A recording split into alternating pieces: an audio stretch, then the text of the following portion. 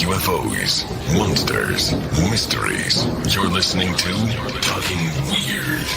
And now, from a cabin deep in the Northwoods, your hosts, Dr. Dean Bertram and Jenn Durrell.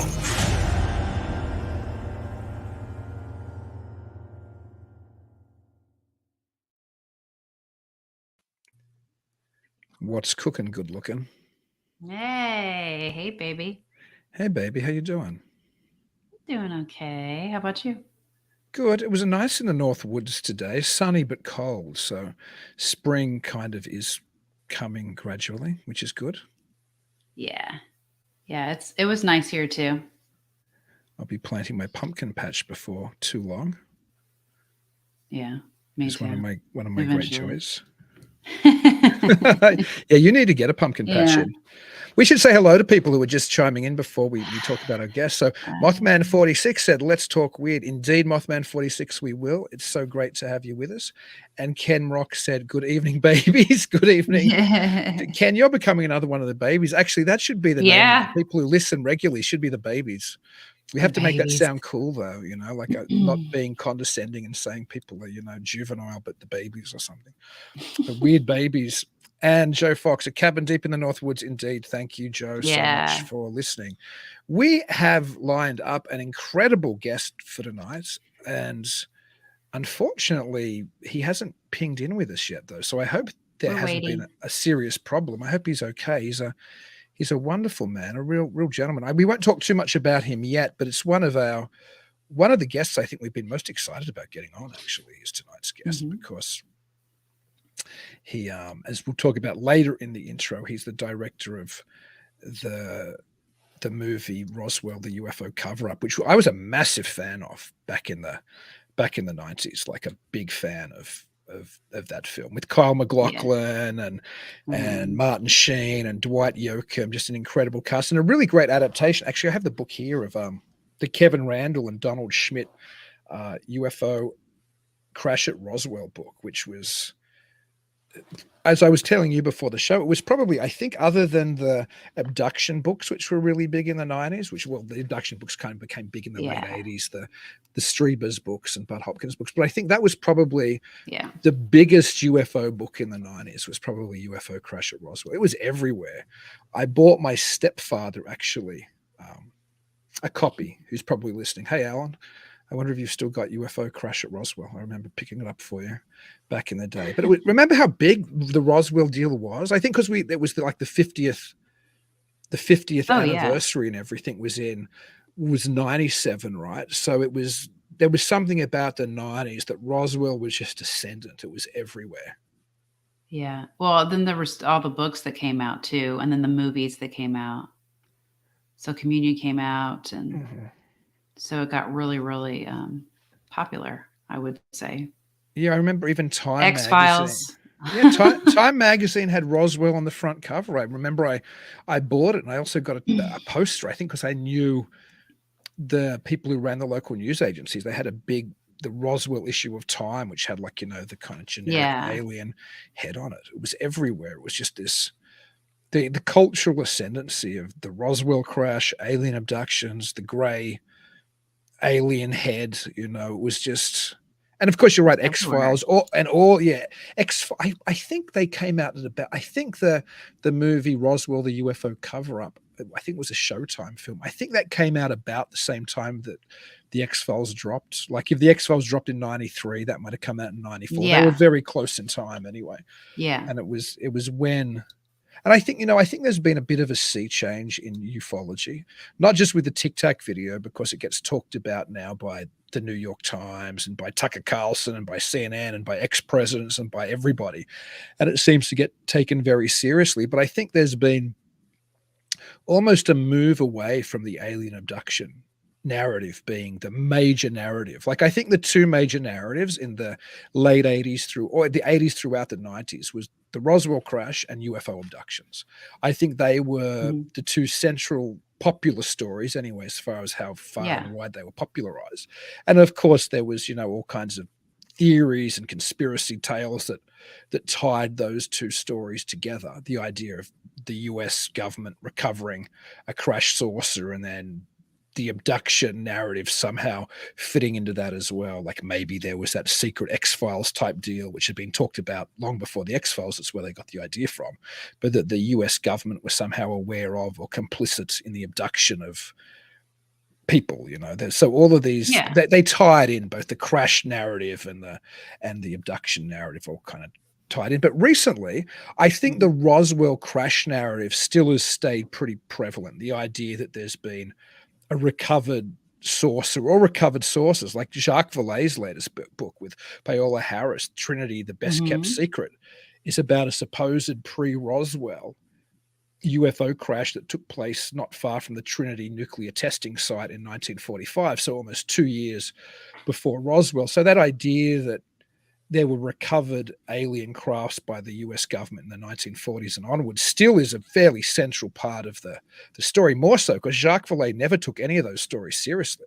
In fact, in his books like Revelations, which was part of his kind of trilogy of UFO books, what was there? Was it Dimensions? And there was what was the other one? Somebody mentioned in the comments if they know those 3 books. But Revelations, which was his last one, talked about all of that type of conspiracy, Roswell-y, alien bases, abduction type lore, and was fairly dismissive of it. And I think Jacques was right. I think rightfully so. I don't think there was a lot of evidence for a lot of it. But now even Jacques Vallée seems to think that there were physical crashes. So my point is, while abductions have disappeared a little bit from the front and center of ufology, it's not that they're not talked about. It's just they don't seem to be as central to that story. But Roswell is still as central as it was back in the 80s into the 90s. It still is perhaps one of the most recognizable stories. So that's why it'll be fascinating to talk to tonight's guest, somebody who was a big part of I suppose, popularizing that idea with that film, which was a Golden Globe nominated film. I mean, it was a big deal to have a movie about Roswell nominated in the Golden Globes. But anyway, he's not here with us yet. I hope he still pings in. And Joe Fox said, and then I'll get to something Mothman 46 said, Joe Fox just mentioned they seem to have waned. Yeah, I think maybe it's interesting. Have abductions themselves waned? If they were ever physically real, have they waned? They've waned in the reporting of them. Absolutely, Joe. And I think that's a little bit because of some of it kind of fell out of I think favor because of a number of scandals that broke within the kind of abduction community. The ex-wife of Bud Hopkins, who edited one of Bud Hopkins' books and also edited. So she co-wrote. I've got it on the shelf. What's the one she co-wrote with him? Is it Unseen Guests or Unseen something Invisible or Unseen? I can't even remember. I should go pull it out. It's over there somewhere. But I think she edited Witnessed, and she co-wrote maybe Bud Hopkins' last book with him. But anyway, they divorced, and then she came out saying that she just, admittedly, you can't tell, well, you're the ex-wife, are you kind of bitter and jaded? But in fairness, the criticism seemed to be legitimate, like the idea that here was Bud Hopkins who was past, and David Jacobs, who was probably his best. And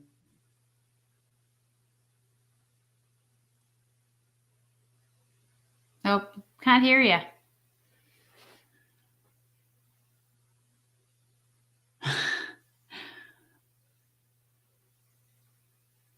Oh, is it a cord?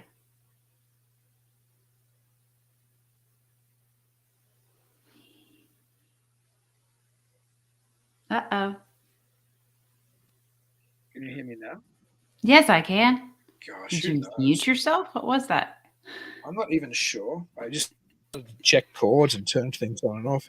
Maybe it's just wasn't on yet. Better that it fell out while I was just rambling. But anyway, there were a couple of scandals. One was that Carol Rainey, Bud Hopkins' ex-wife, was she came forward and wrote an article that was very critical of the methodology she'd seen used to hypno-regress people and to get this kind of data. Oh, yeah. It was very critical of Bud not seeming to look at warning signals in stories or danger signals, and perhaps promoting people to tell these kind of things. And David Jacobs, who used to be the leading UFO historian, I mean, he wrote a book in the 70s called The UFO Controversy in America, it's still a seminal book historically. I'm somebody who has a PhD in the history of American UFO belief, so that book was a vitally important book. It's a wonderful book. But then David Jacobs got involved in alien abduction, hypnotic regression, and the last book of his I read, I think he's written one since, but the last book I read, which came out towards the end of my PhD, was The Threat, where he was essentially saying the colonization was about to happen and the gray aliens had succeeded in their hybrid plan and they were about to invade the earth and take it over, and there was nothing we could do.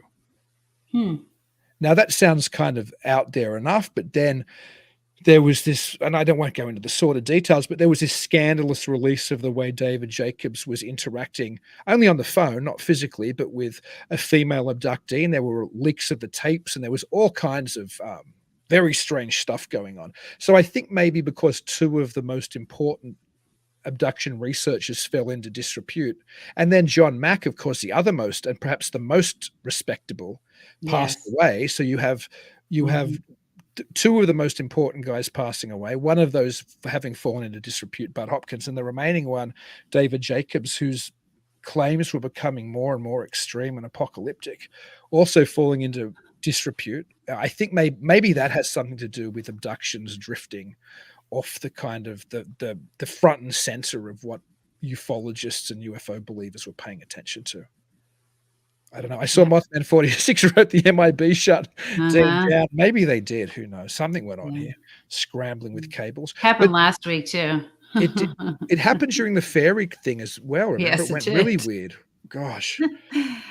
When that used to happen on Art Bell's show back in the day, like I remember one time, I think somebody were they talking about Area 51 or something, and it got cut. Everybody was like, oh, they were, powers that be took them down. Perfect But timing. Mothman 46 also asked, does Dean have any ideas on the Aussie Beach Montauk-esque monster? I haven't seen it. I'm a little out of the news loop. Have you seen, Jen, what this... I know what it must be I have like, because I not. know the Montauk monster, was this thing washed up on a beach on the East Coast here that looked like, it had some strange beaked kind of face, and it looked doggish, but then there was a theory that maybe it had been released by, what's the name of the lab there which does testing on animal? It might have been from there, or it might have been a chupacabra, but I think the final thing was it was just like a dog with a rotted face or something, and that was the goodness. bone. But I haven't seen it. Mothman 46, if you've got a link or something, shoot it through so we can have a look on it, or look at it. But still no, I don't have an email from tonight's guest at all. Well, we can keep babbling on, because it's, I suppose, sometimes we enjoy most. What about the lodge? Any paranormal type things there that you haven't talked about much since you've been back working there? Well, Joe wrote something. Brought in front and center. New light, yeah. I haven't had a whole lot of phenomena, anything like that happening, except for my own little impressions and stuff that I get. So nothing exciting. No doors moving or been kind of quiet. I'll respond to something that Joe was saying, as you mentioned, he said maybe abductions need to be brought front and center in a new light. I think there's something there which is definitely worth looking at. I think there's a phenomenon. I'm not sure, as everybody who listens to the show regularly probably knows, I have a kind of, psychosocial kind of approach, or, a sociological come psychological approach. And I think some of this has a lot to do with what we expect to see. Now, that doesn't mean that there isn't a genuine external phenomenon that is plugged into us somehow. But I think that I think why it still is worth investigating is because the phenomenon itself, forget about the alien trapping, seems to have been with us for a long time, and not just sleep paralysis, which I think sometimes is all that it is. I think some abduction accounts are probably people who have sleep paralysis experience, and then they look into it more through something like hypnoregression, as we just talked about, how a lot of that has fallen out of favor, and then they come away with a bigger experience through confabulations with the therapist who hypnotized them, a bigger stories invented.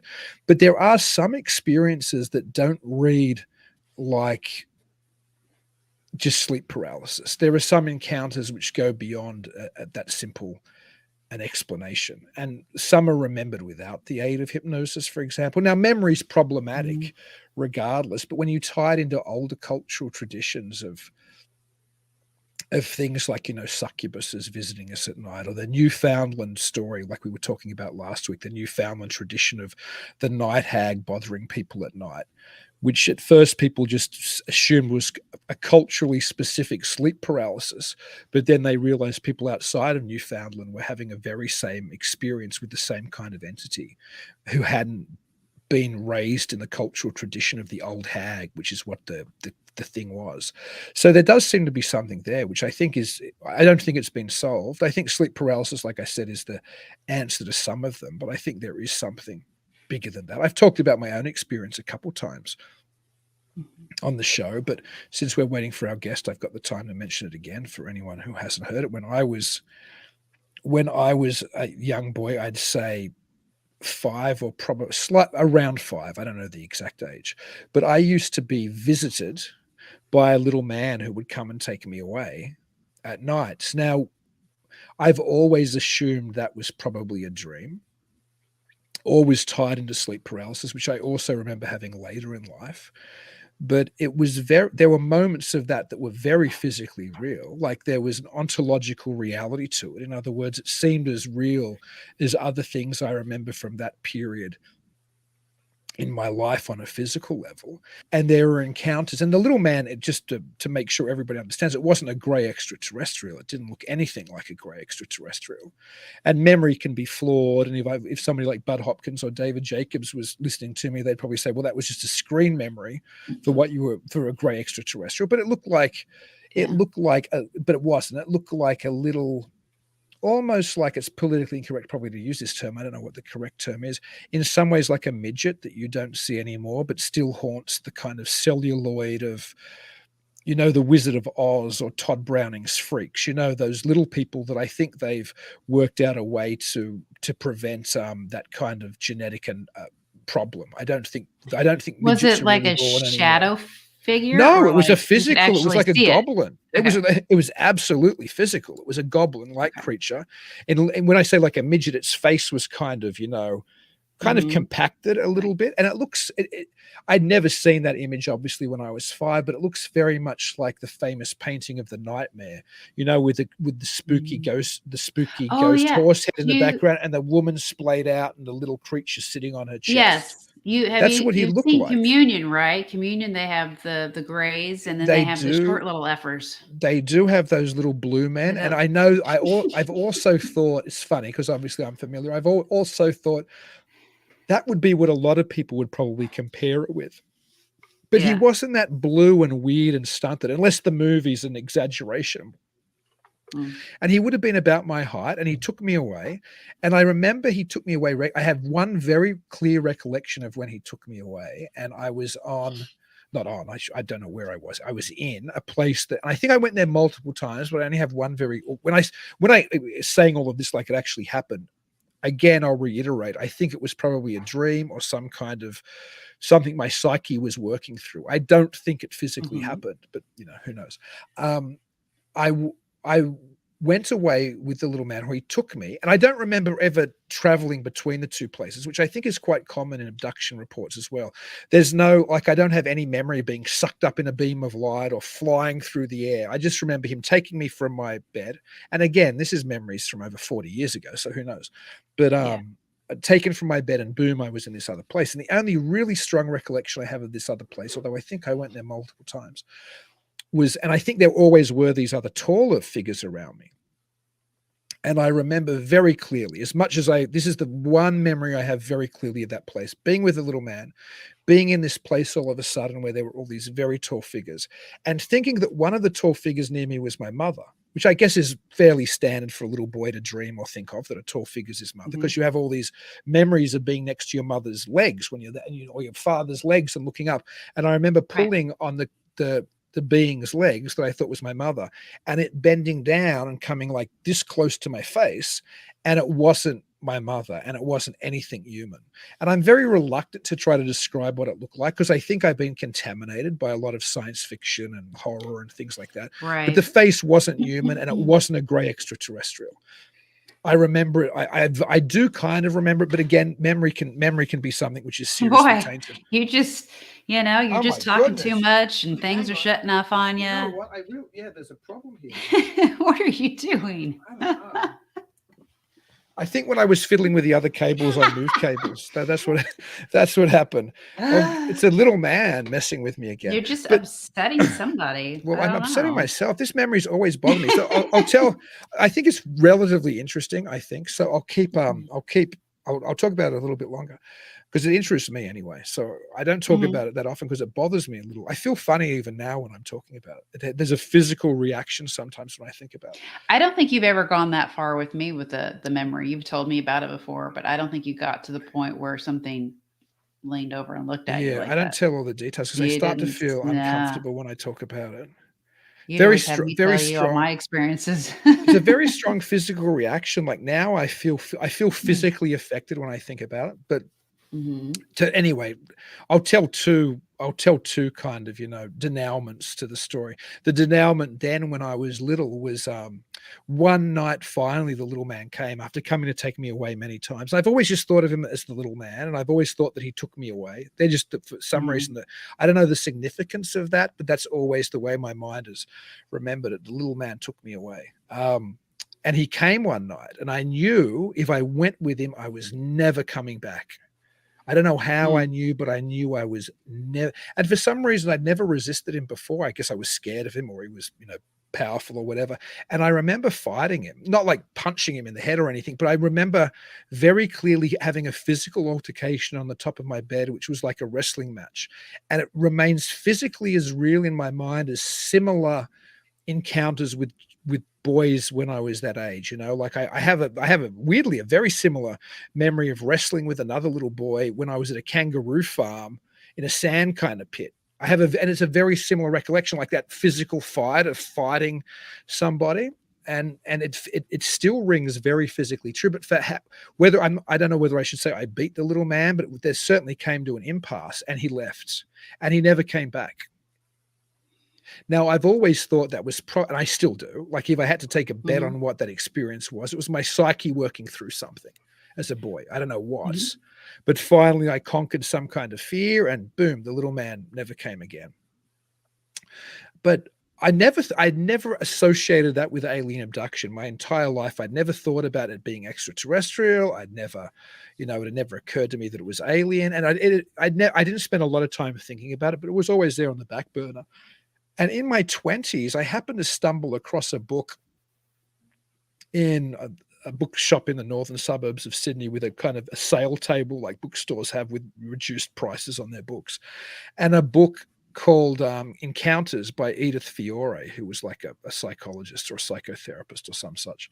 And it was about alien abduction. And I'd probably by this time obviously, I'd seen alien abduction in Close Encounters, and in search of, even when I was a boy, I would have seen of, and I would have by that stage seen what was that UFO live show that was the one with William Moore and Jamie Shandera, and it was the big kind of, it was the UFO documentary which screened in Australia as well, where there was meant to be all these revelations about the grey aliens that ate strawberry ice cream.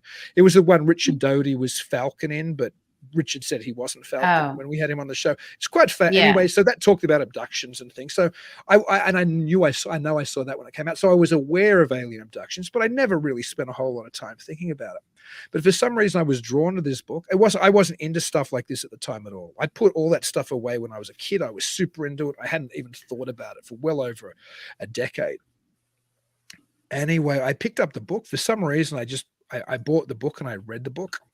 And in the book, Fiore talks about working with people who had no idea they'd ever been abducted before. And they were surprised after she hypnotized them that they had been abducted. Now, there's all kinds of problems. I've got that book here. When I reread that book now, the warning signal should have been flashing at me. But I remember when I read that book and she was saying, maybe you have memories of bedtime intruders or that kind of thing, or maybe you're feeling uncomfortable while you're reading it. And I was like, and I remembered the little man dream. And I'm like, am I an alien abductee? Like, was I abducted? Yeah. Yeah. And that's what relaunched my interest in UFOs that eventually, now other things happened in the interim. I mean, I found John Keel and, Verlaine, other people I was really interested in. And that is what launched me academically, because I was aware I could look at this phenomenon without being either a complete extraterrestrial hypothesis believer or a complete skeptic. There were middle roads to examine it.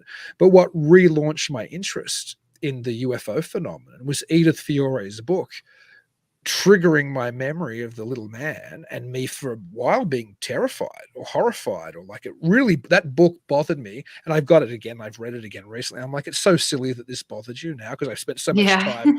But at the time, it bothered me at a very deep, like existential level. Like, what does this mean about me and my reality? Also, I found it when I was like in my early 20s. So, you haven't even fully developed. I think you fully develop intellectually or who you are by 25, right? I found it before I was fully who I am. But it had an incredible impact on me. But anyway, I guess the point of telling that story goes back again to abductions falling out of favor. If I had gone and I thought I was abducted, as I suspected I might have been, and had found out and had sought out hypnotherapists who had specialized in alien abduction cases, would I have remembered some elaborate ongoing alien abduction narrative? Would I have then officially become an abductee? If I had gone to Bud Hopkins or David Jacobs or John Mack, would I become fodder for one of their books as they recovered more memories by leading me down the path with, with leading questions under hypnosis? Possibly, but again, that doesn't mean there isn't something there. Like, it's fascinating that dream was or that experience or dream or whatever it was ongoing when I was young was such a potent one.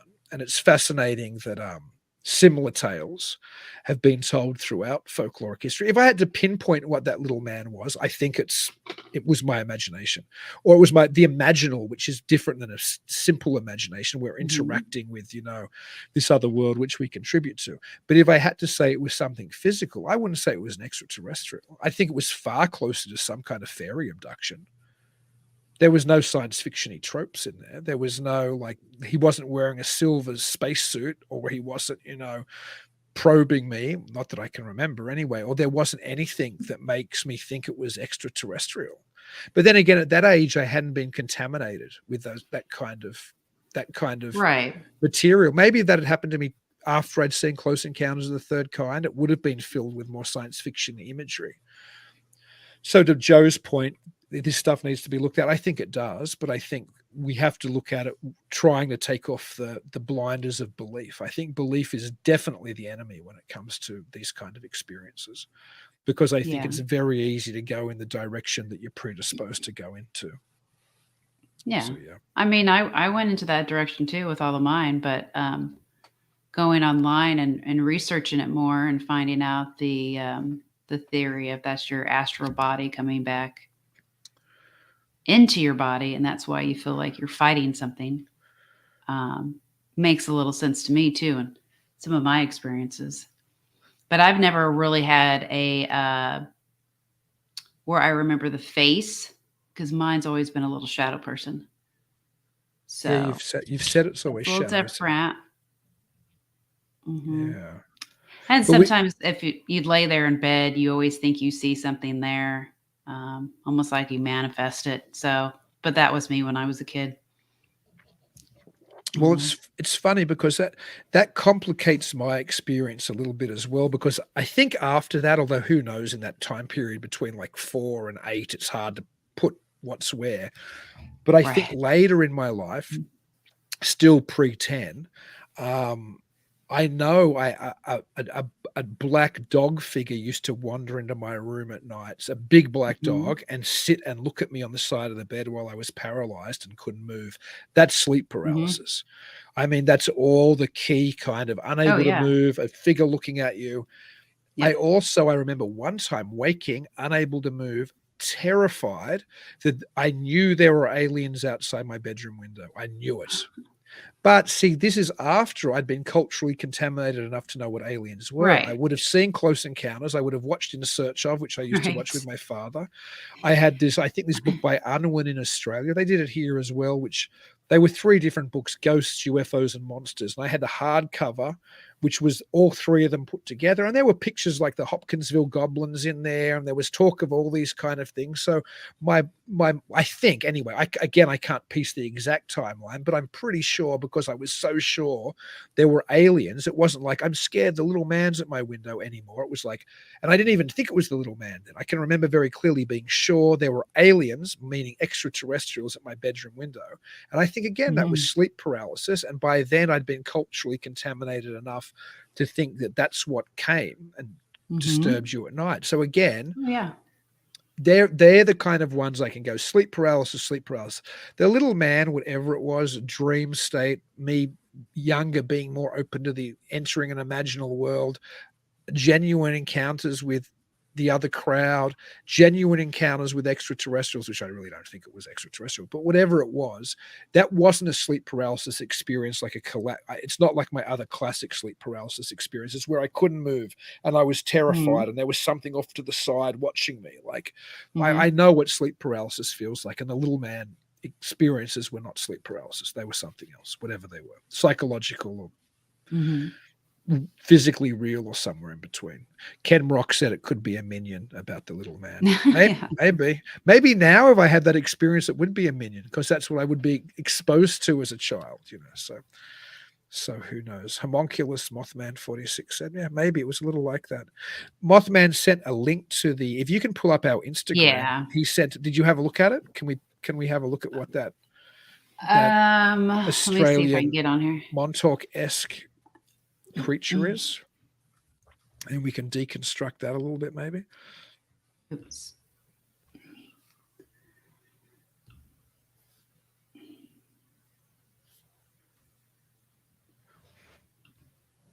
Let's see.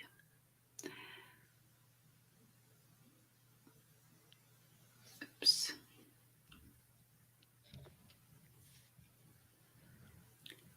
Okay.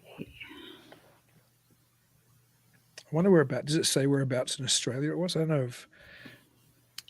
know if Mothman 46 said just an Aussie beach somewhere. Oh, here we go. I'm Want me to always share? fascinated. Yeah, share it. Well, I'll keep chatting while you Hang on, share. let me click it and then Yeah, share. I'll chat though, so something's going on while we're plugging away. I've always been fascinated with things washed up on beach. Like sometimes I know something can look like a sea serpent, but it's really just a kind of let me go full screen now because I wasn't, so I can see it. Really just like the rotted carcass of a whale or something. Bizarre alien creature. I didn't read the headline. What did the headline say? Can you scroll Oh, down again? Bizarre alien creature that washes up on Australian beach baffles internet. Huh. Is there I a don't know if photo? it's a So we have video to. or It looks like it's going to be a video, but it's is like there a photo anywhere down there? slowly. Oh, Okay, here it is. That looks like what? the Looks like a Montauk one. kangaroo. That looks like a kangaroo. That does look like the Montauk one. You know what? It might be a kangaroo with just the rotted head. Mm-hmm. Look Scroll at down. the short arms. Show me the tail again. Looks Yeah, maybe just some kind. bloated from. It's hard to tell how big it is though. Like it could be a possum or it could be something else. But you're right. That's very much like the Montauk thing. And I think when the head rots away because we can't see the head, I think that's the trick to the trick, so to speak. Like because we can't identify the face and there's something very weird looking, all of a sudden the creature looks. They're saying it's a brush tail possum. I just Ah, saw experts saying, and that's why I said make some Okay. other kind of marsupial. That's what it looked like to me as well. Like it could have been a possum or something. And Yeah. possums, for our American listeners, possums in Australia are very different to possums in the United States of America. Are they They don't much look any, bigger? they just don't look, they look more, they look cuter. It's They not don't have looking. that long, pointed, snarly face. Like I've never looked. they look more, I don't know, they look more like a, this isn't exactly right, but they look more like a big squirrel. They kind of look cuter. You know how Oh. possums here are particularly, I know they're meant to be a very useful animal and eat all kinds of, bugs and things and are good to have around, but Mhm. they're a very unattractive animal, the possum here. But the possum in Australia is a much more attractive animal. I don't know why my Oh, internet's yeah, having don't worry, it's not playing. We've I'm seen the like, photo. why isn't this We've going? That's all good. Don't worry about it. We've seen the photo, and Okay. I read the piece. I think Okay. Mothman 46. I think that's what it is. I do think it's probably a possum or some other kind of marsupial. And you're right. It's very much like Montauk, and that's the trick is in when the face rots away, so we can't identify it. What is that? Ken said he'd seen the I post, but he poo-pooed poo-pooed it, and it is creepy stuff. But I think that's whenever we see something which is skeletal or it loses some recognition, so it becomes a little bit scarier. So when you were just back to abduction quickly, I know you had bedroom visitation experiences Mhm. with, like, as you saying, shadow type people. Did you think you Yeah. were you ever taken anywhere though, or is there any sense that you went somewhere with those things? Well, I wouldn't know because the type of person that I am, when something traumatic happens to me, I black out. Like, I had things happen to me when I was a child, and I blacked out. Don't remember any of it, but yet there's a police report about it. So that's one reason why I had mentioned to you before when I was in my 20s, seeing a psychiatrist, and she's like, "You need to go to um, regression therapy," and I'm like, you're going to put fake memories in my head. Not doing it. So if yeah, I'm never going to know. Really, Yeah. I black out. I literally leave my body. Huh. So I don't Yeah, know. I think it was wise not to go to a regression therapist, particularly one who specializes in those kind of things, because they have as we saw with the Hopkins and Jacobs scandal that broke um, well, a little while ago now. I was going to say not that long ago, but probably is a while ago now. Is that there seems to be very clear indication that even the top people in the field will acting very irresponsibly and leading people who were in a vulnerable state to supply the information that they wanted. And funnily enough, when I was doing my PhD research back in the late 90s on UFO belief in America, I spoke to more than several, probably dozens of abductees, but I spoke to one abductee in regards to this because she brought it up herself, and she'd worked with one of those people that we named, one of the top three. In fact, I'm trying to find her now to see if she's still alive, because she asked me not to name the researcher's name when I did the interview with her. But if she wasn't, she was older, and if she's passed and the interviewer has passed, I don't Mhm. I don't think there's any reason for me to withhold the name anymore. I did it. I did it in good faith in my dissertation. But if none of the parties are any longer alive, I think for the betterment of knowledge of this stuff, the actual name of the name of the investigator should be mentioned as well. Anyway, he was one of the big Yeah. ones. And she said that she had these experiences, and she seemed very sincere. Like, I really believe this woman, that she'd undergone something or had at least some type of imaginal experiences. Like there was a root cause of of her abduction experience. But she said two things. One, she didn't think of them as being negative. And more importantly, or at least to this part of the conversation anyway, is that she couldn't remember what the beings look like. Like she had no Yeah. recollection of what they looked like, none. And the regression therapist, researcher, author just pushed and pushed and pushed, in her words, in the taped interview I did with her, until I told him what he wanted to hear. Little gray men with big heads and almond-shaped eyes. But she had zero recollection of them ever looking like that. And there were other things she said about the researcher as well. But my point is, I would like to find out. I'd love to talk to her again if she's alive, and see if she'd be happy now for me to talk about it more publicly. But it's in my dissertation. It's just the names aren't named because that was the request. But I think in all good faith, for the sense of the broader knowledge of UFO research, it's worth name, not because I want to name and shame, but just because then you have to think, well, if that researcher behaved like this with one of the abductees that he worked with, and I believe featured in one of his books, then how many other abduction research, how many other abductees did this researcher work with where he just shaped the narrative beyond what the abductee was actually comfortably able to recall, or able to recall at all? And that's so that makes me so suspicious of abduction narratives, at least when they cookie cutter, resolved under hypnosis to fit the pattern, because I always think the person doing the therapy or the regression has an agenda. And if you're in a state where you can easily be led, where you're very susceptible to suggestion, then how on earth can we be sure that we are receiving a genuine narrative of what actually occurred? Yeah. Yeah, unless you can have someone in the room that you trust. That was one thing that I mentioned when they were trying to get me to do that. I was like, can my mom be in the room? So that way you've got a witness that you're not putting things in my head. They don't let you do that. At least they didn't back then. Well, I think that's a good idea, because then at least that person would see, oh, that they seem to be leading Jen, or they seem to be leading the person. But yeah, I bet they don't want to have some other person in the room to guide them. And I met one of the big three and spent some time with Bud Hopkins back in the day. Not a whole lot of time, but I mean, a good enough time to sit down and have breakfast with him and talk to him.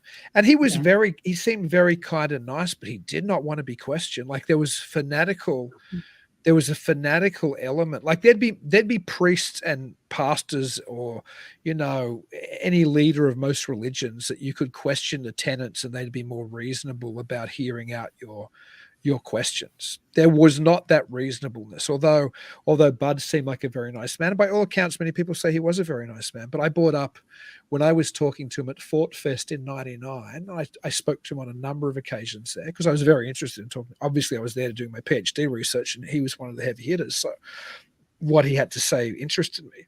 And when he was at Fort Fest, he was doing a presentation on marks that are left on alien abductees. You know how a lot of abductees have marks, including John Yost, the director of Alien Abduction Answers, which is a fantastic documentary on alien abductions, which we screened, which we did the world premiere of at Midwest Weird Fest, where it won Best Documentary, and it's about to launch on most major streaming platforms in May. And I encourage people to watch that. Whatever your views on abductions, what I found fascinating about that is there are so many. That's a documentary which has abductees with lots of varying experiences. Well, when you read a lot of the books by the top abduction researchers back in the 90s, they were all cookie cutter. Like they all clearly wanted to fit a certain pattern. That's not the case in that documentary, which also features Whitley Strieber in considerably. He's in that movie a lot. But anyway, so Bud Hopkins was lecturing at Fort Fest on marks left on abductees' bodies by the extraterrestrial, supposedly.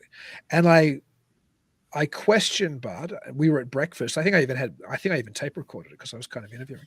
I questioned him on, not aggressively or anything. I said, I think my question was something along the lines of, well, I know other commentators have suggested that there was a tradition in supernatural, narratives which involve interaction with the other, like witches having contact with the devil or other things, that the person who contacts the supernatural being is often left with a mark, which is very prevalent in demonology in the Middle Ages, for example.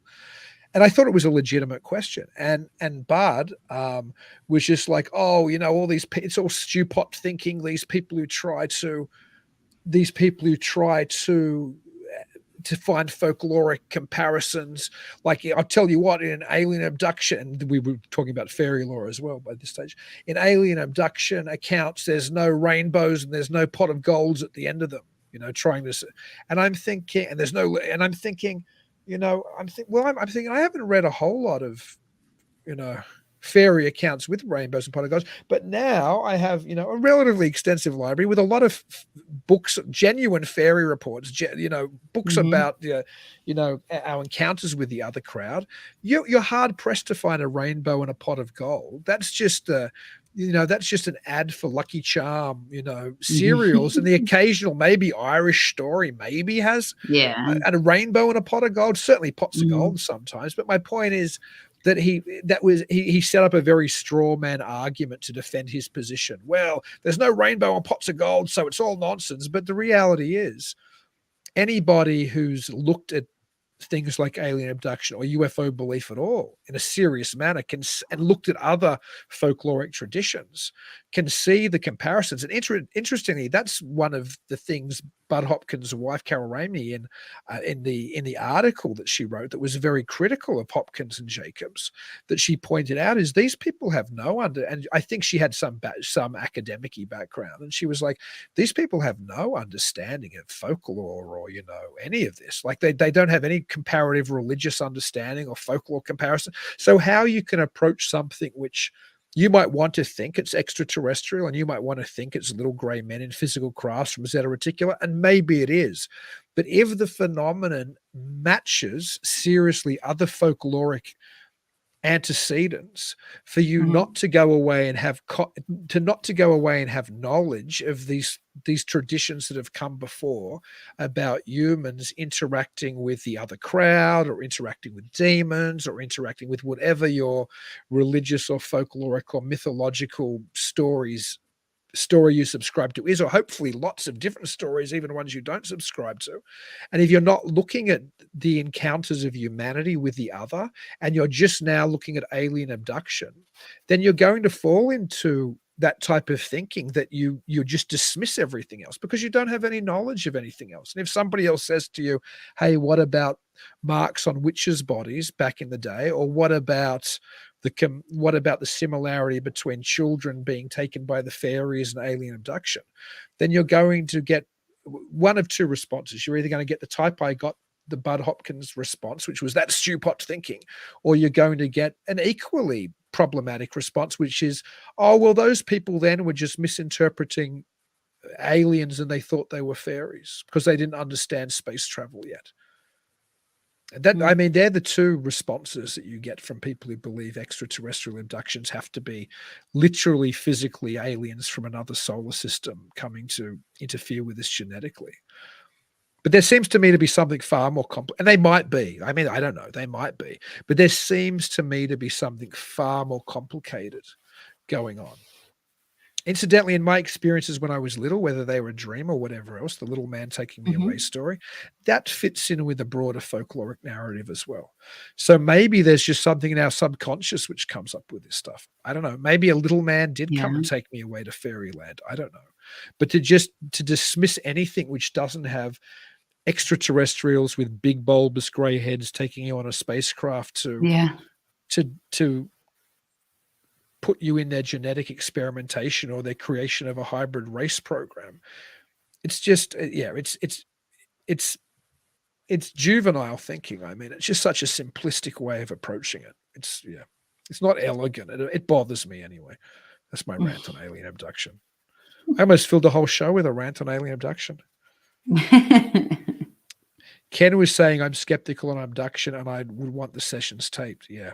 I think that's fair. And I think Hopkins' ex-wife did tape a lot of those sessions. I think that's some of the stuff that she referenced in the article that she wrote after they'd been separated for several years.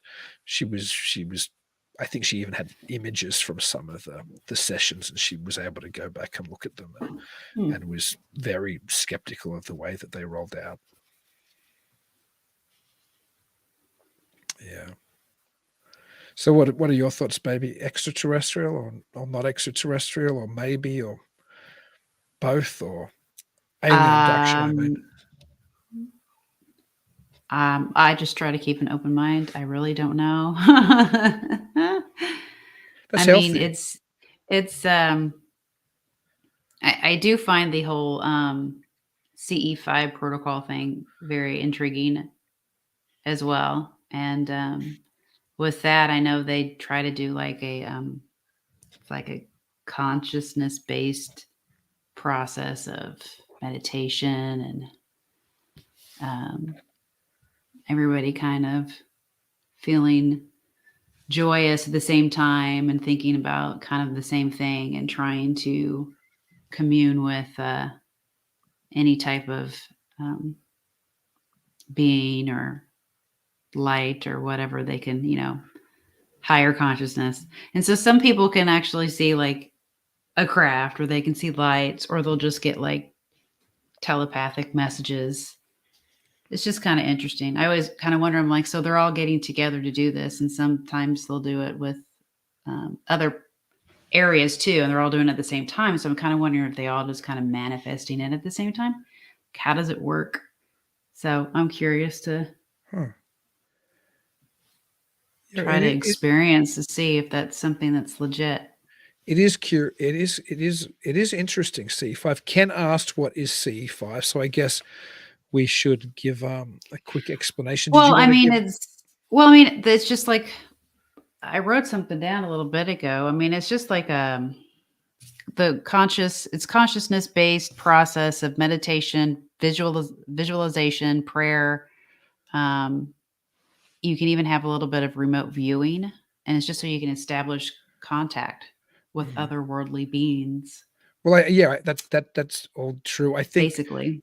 Also, just to contextualize that there was Close Encounters of the First, Second, and Third Kind. Yes, We all know the movie from Stephen Greer. Yeah, the J. Allen Hynek's protocol of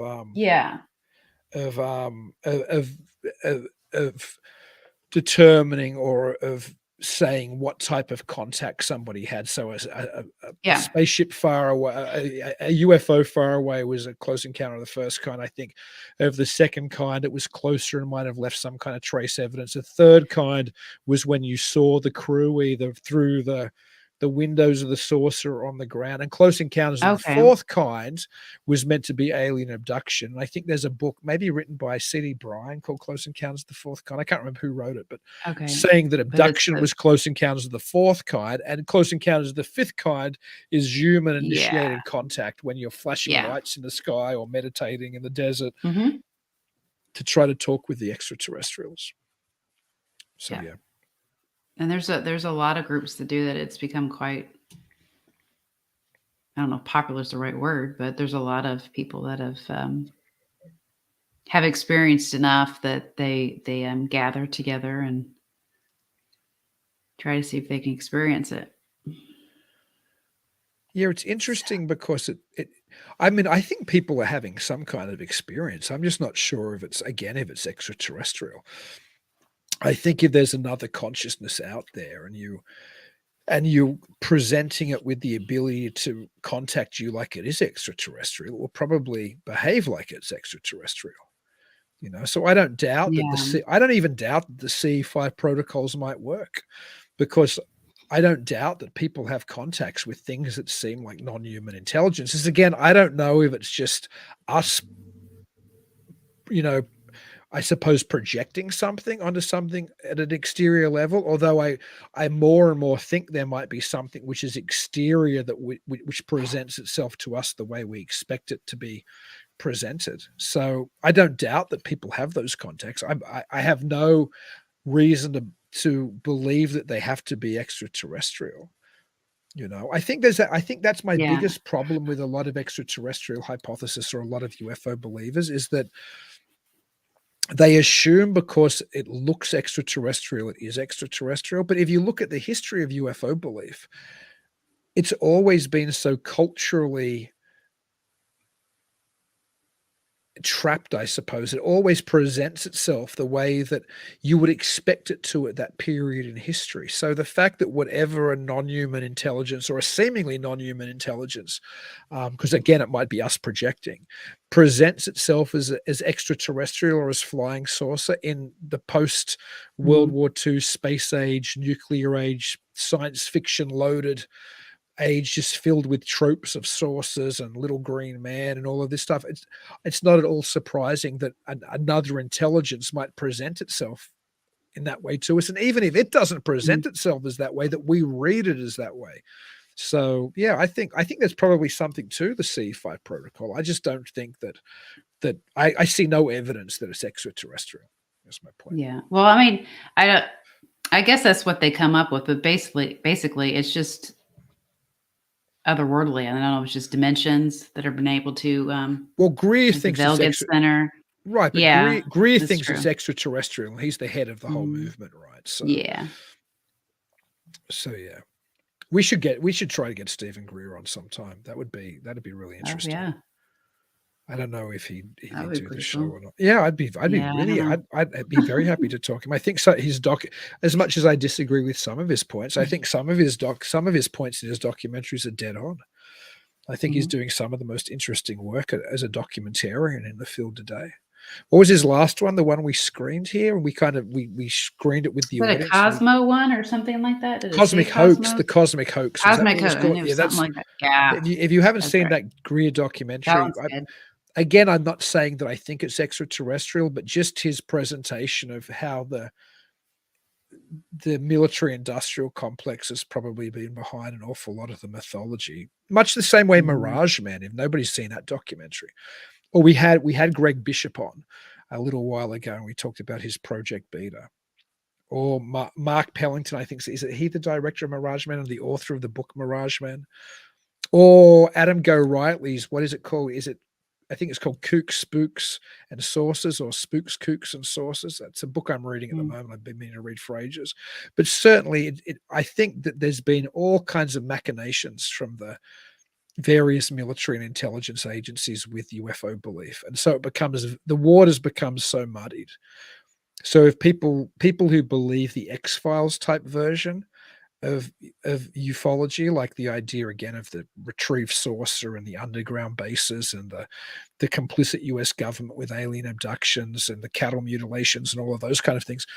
Again, I'm not saying that there isn't a phenomenon there as the root cause, but if you go away and watch Mirage Man and watch Cosmic Hoax and read Project Beta and read Adam Go Rightly's Kooks, again, is it Spooks, Kooks, and Sources, whatever it is, we've got to get Adam Go Rightly on.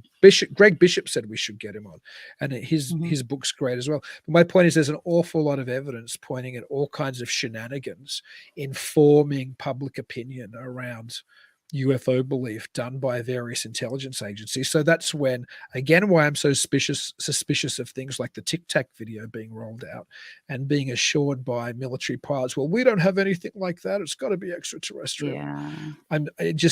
That's why I've always thought it smelt like a psyop, because I was aware of those things that had come before it, you know. Yeah. Hmm. So yeah, let's get Stephen Greer on and let's get Adam Go Rightly on. Is there anybody in the audience who there's somebody you really want to see on the show that we haven't had on? Drop us a comment if there's somebody you're really interested in us getting on the show. Well, you were talking about that one book with Valet and the new book. Paola Harris, yeah. I don't know if we could Mhm. get Jacques Vallée to do the show. Obviously, Jacques Vallée is one of my, heroes so far. Yeah, As I think you would not know what to do with yourself if you got if I got Jacques Valet Vallée on. on, I would love to talk. Because I'm honest. I'll be honest. I'm reading Trinity. I'm reading a few books at the moment, but Trinity, the best kept secret, his latest book I'm reading, and I'm less than impressed. Like Valet's been such a massive influence on my Mhm. thinking, and I think I respect what he says so very much. But I would love to talk to him about his latest book. It would be easy. It'd be interesting for me to talk to him about something that I had problems with agreeing with, rather than just talking about everything. You're so right. You're so right. That was right. Yeah. It'd be more interesting for me to have a conversation with something that I'm like, what made you think that this was? Yeah. What Mhm. makes you so sure that this case is so much more legitimate than the other cases of UFO crashes that you were rightfully so, I think, dismissive of? Right. That would be my first question. I would love to. Yeah, Mhm. I would love to, because I respect the man so much. I'd love to have him on. But Mothman 46 said Brian Seach. I don't know who Brian Seach is. I will look him up though, Mothman 46. I feel ignorant now that there's been somebody suggested that I don't know. Do you know who Brian There's a Seach lot of is? people in it now. There's a lot of people in the field. Okay. I don't even know. So I will look him up, Mothman 46, and we will try to get him on. That'd be interesting. Anybody else have any other Mhm. suggestions? That sounds, yeah. I'm happy to get a suggestion anyway. But you can always message us anyway. If anybody out there Oh listening yeah. hears this afterwards, and after we've gone live, send Talking Weird on Facebook a message, or comment on one of the YouTube videos, and just say, hey, could you try to get this person on, and we'll try to get them on. Mhm. I'd love to get Whitley Strieber on as well. I don't know. Yeah. We're not a massive show, so I'm not sure. I'm sure Whitley gets hassled all the time to go Probably. on various shows. Yeah. So, but he'd be a fantastic guest. I think Mhm. Don Schmidt, I've asked to come on the show, the co-author of UFO Crash at Right. Roswell. He'd be a fantastic guest. He was Mhm. also like one of the main guys at the Center for UFO Studies for years as well. He might still be. I think he's still with the Center of UFO Studies. Anyway, he'd be a fantastic guest. I'm really looking forward to getting him on. Kevin Randall, his co-author, would also be a cool guest. Adam Go Rightly, though, I think that'll be one of the next people I approach. Actually, I'd love to get Adam Go Rightly on. Yeah. Yeah, because I'm enjoying his one of his more recent books an awful Mm. lot at the moment. So yeah. Anyway, I guess we filled. Our guest never appeared. I kept checking my email. Hopefully he's okay, because Oh, a friend of Steve Ward, he answered that question. Oh, Brian okay. Okay, Seach is a thank you, friend Mothman of 46. Steve. I will look into getting him on the show. We've had Steve on before, and he was a great guest. Mhm. Okay, well, hopefully Jeremy, who is going to be our guest tonight, is okay, and Yeah. there's Maybe he not. just got the days mixed up, or I don't Well, know. maybe. I mean, I've let it roll past the midnight slot as well, in case he had 1 Yeah. hour off or something. But oh He's well. based out of California, right? Yeah, Yeah. he's on Pacific time. But we were fairly clear on the times. Anyway, we will hopefully all is okay with Jeremy, and Hopefully get we'll get him yeah. on in the next couple of weeks. Who have we got on next week? You booked next week's guest, right? We have Debs from I guess I should explain that one. Yeah, Deborah Buller. Yes. From Alien Abductions Answers, the documentary with John Yost. And with Mhm. Whitley Strieber, and she's also Yeah. she's a is it quantum hypnotism? Just so I get the term right, like Quantum yeah, quantum healer, quantum and she healer. does do the and she did help, um, uh, I don't know if I should say that, it's part of the documentary, but she helps John Yost with some memories. Okay, well we'll be able to talk about that next week. One quick thing, my mother and stepfather, who always listen, thank you. My mother did message during the show. She said, Oh, Akka, there's a music by Akka Bilk. I don't know who that is, called Stranger on the Shore. And it was a piece of music, I think from Australia, about a strange animal found on a beach in Tasmania. hmm. Now I'm going to have to go away and find this song, Stranger on the Shore. Maybe anybody else is into weird cryptozoology music. Look for a song called Stranger on the Shore, according to my mother, by Akka, Acker Bilk, Bilk. Stranger on the Shore. Well, there you Hmm. go. Anyway, everybody have a wonderful night. Thank you all for listening to us. Thank you, Mothman Yes. 46 and Ken Rock, and who else? Oh, Joe. Joe, of course, was with us. Joe Fox, thank you. And for everybody else who listened, Mm, we appreciate you bearing with us, even though our wonderful yes, very guest much. wasn't there. And let's send out prayers and good vibes and hope he is okay and he will be on soon. Yes. And until next week, keep it weird. Keep it weird. Thank you for joining us tonight. If you're interested in checking out more episodes, you can find us at talkingweird.com. If you haven't already, please like the show on Facebook, Twitter, and Instagram at Talking Weird Podcast. Make sure you never miss an episode by subscribing to Talking Weird. We're available on most podcast platforms and YouTube. And if you do enjoy the show, please leave us a review. Dean and I would really appreciate it. Until then,